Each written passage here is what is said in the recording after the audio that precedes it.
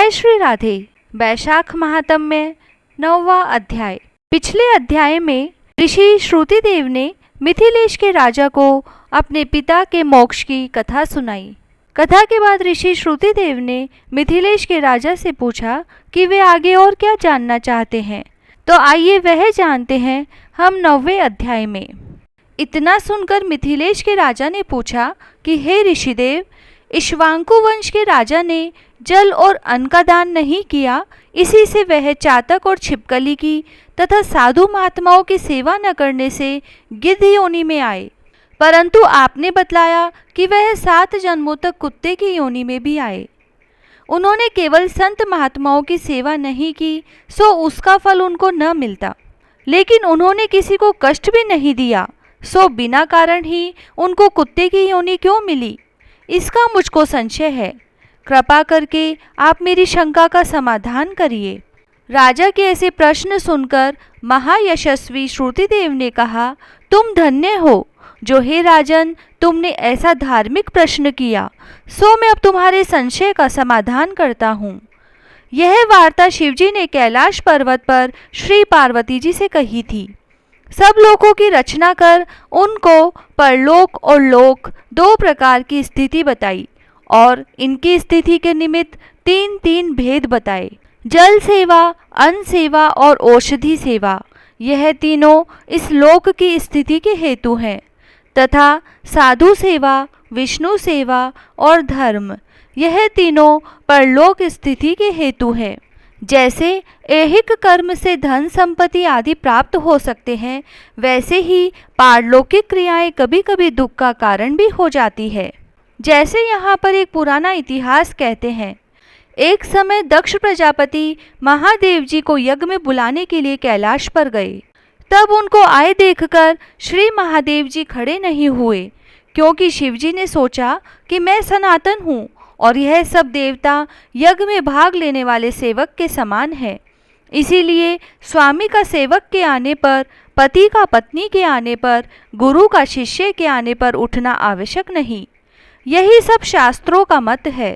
जिसमें बल, दान, तप और शांति अधिक रहता है, वही गुरु है। जो स्वामी स्वयं अपने सेवकों के लिए उठते हैं, उनकी आयु, धन और यश तत्काल नष्ट हो जाते हैं। इसीलिए यह मेरे प्रिय श्वशुर है, ऐसा विचार कर दक्ष प्रजापति की भलाई के लिए वह नहीं उठे। यह देखकर दक्ष प्रजापति को अत्यंत क्रोध आ गया और उनके सामने ही उनकी निंदा करने लगा। देखो, इस दरिद्री को बड़ा अहंकार हो गया और इसका धन केवल एक बूढ़ा बैल है, जिस पर केवल चर्म ही रह गया है।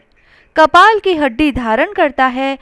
पाखंडी, अहंकारी, महा अपवित्र, किसी का शुभ कार्य न करने वाला, दरिद्रता के मारे शीत से दुखित, हाथी चर्मों को ओढ़ने वाले, शमशान जिसका घर है, सर्पों का आभूषण है, न इसमें धीरज है न ज्ञान, भस्मासुर के डर के मारे दूर भाग गया, भूत प्रेतादि के संग, इसके कुल का कुछ पता नहीं। दुरात्मा नारद ने ब्रह्मा से इसकी बड़ाई की, जिससे मैंने अपनी कन्या सती का विवाह इसके साथ कर दिया। जैसे कुम्हार का घड़ा चांडाल के घर पहुंचने से किसी का नहीं रहता, वैसे ही मेरी कन्या का मुझसे कोई प्रयोजन नहीं है। इस प्रकार दक्ष प्रजापति शंकर और सती को यज्ञ का निमंत्रण न देकर और कुवाक्य कहकर चले गए और यज्ञ स्थान में ऋत्विक और मुनियों को साथ लेकर विधि पूर्वक यज्ञ करने लगे। इस यज्ञ में ब्रह्मा और विष्णु भी नहीं आए, परंतु सिद्ध, चारण, गंधर्व, यज्ञ, राक्षस, किन्नर और सब देवता यज्ञ में आए। सती को यह लालसा उत्पन्न हुई कि किसी प्रकार यज्ञ का उत्सव देखूं और अपने संबंधियों से मिलूं। महादेव जी के रोकने पर भी वह नहीं मानी और जाने का निश्चय कर लिया। शिवजी ने कहा कि भद्र, दक्ष सदैव सभा में बैठकर मेरी निंदा करते हैं, वह तुमसे सहन न हो सकेगी और तुम अवश्य अपना शरीर त्याग कर दोगी। इसीलिए तुम अपने पिता के घर मत जाओ, इसमें कल्याण नहीं है। इस प्रकार समझाने पर भी सती न मानी और चुपचाप चल दी। तब पीछे जाकर नंदी ने उनको अपनी पीठ पर बिठा लिया और कितने ही भूत प्रेतादिक उनके संग हो गए। जब वह अपने महल में पहुंची तो किसी ने भी उनके साथ कोई बात नहीं की, तब शिवजी की बात याद करके वह यज्ञशाला में गई। वहां पर सभा के लोग सती से कुछ भी न बोले। सती चुपचाप वहां पर खड़ी रही और रुद्र की आहुति तक पिता की चेष्टा देखती रही। जब दक्ष ने रुद्र की आहुति नहीं दी तो सती ने क्रोध युक्त होकर कहा कि जो बड़ों का अपमान करते हैं उनका कल्याण नहीं होता। तुमने सारे जगत के रचयिता अविनाशी रुद्र को आहुति नहीं दी। यहाँ जितने ऋषि मुनि महात्मा एकत्रित हुए हैं, इन्होंने तुमको सद्बुद्धि नहीं दी। ऐसा प्रतीत होता है कि विधाता तुम्हारे साथ इनके भी प्रतिकूल है। जब सती यह वचन कह रही थी तो पूषा देवता मुंह फाड़कर हंसने लगे और कर्महीन भृगु दाढ़ी और मूछ फड़काने लगा। दक्ष निंदा करने लगा। यह सब बातें देखकर सती को अत्यंत क्रोध आ गया। वह पति की निंदा सुनकर प्रायश्चित के रूप में सबके देखते देखते हवन कुंड में कूद पड़ी। सती के गिरते ही हाहाकार मच गया। शिवजी के गण भागकर शिवजी के पास आए और सारी कथा सुनाई। महादेव ने कालांतर रूप हो क्रोध से अपनी जटा उखाड़कर पृथ्वी में दे मारी, जिससे बड़ा बलवान महाकाय वीरभद्र उत्पन्न हुआ। तब शिवजी ने उसको आज्ञा दी कि मेरे निंदक दक्ष का नाश कर दो, जिसके कारण सती को शरीर त्यागना पड़ा।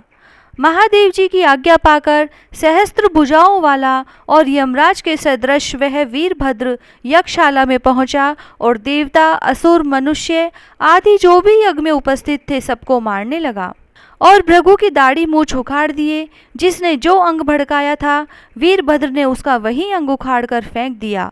दक्ष का सिर काटने लगा, किंतु शुक्राचार्य मंत्र बल से उसकी रक्षा कर रहे थे, इसीलिए नहीं काट सका। तब रुद्र ने स्वयं उसका सिर काट डाला। इस प्रकार यज्ञ में आए हुए सबका संहार कर वे कैलाश को लौटे। जो मरने से बचे थे वे सब भागकर ब्रह्मा जी की शरण में गए। ब्रह्मा जी उनको साथ लेकर कैलाश में गए और वहां जाकर अनेक प्रकार से समझा बुझाकर श्री शिव जी को शांत कराया। फिर महादेव जी को साथ लेकर यज्ञशाला में पहुँचे। यज्ञ में जो मारे गए थे उनको जीवन का दान दिया और महादेव जी ने दक्ष के धड़ पर बकरे का सिर रख दिया, जिससे आज तक उनके उपासक दक्ष को उनकी प्रसन्नता के लिए बम बम बम बम करते हैं। भृगु जी के मुख पर बकरे की दाढ़ी लगा दी। पूषा के दांत नहीं लगाए। उनसे कह दिया गया कि वह पीस कर खा लिया करेगा। इस प्रकार सबको अंग सहित किया गया और दक्ष पूर्ववत यज्ञ करने लगा। यज्ञ संपूर्ण होने पर सब देवता अपने अपने स्थान को चले गए। जय श्री राधे। 9वां अध्याय समाप्त।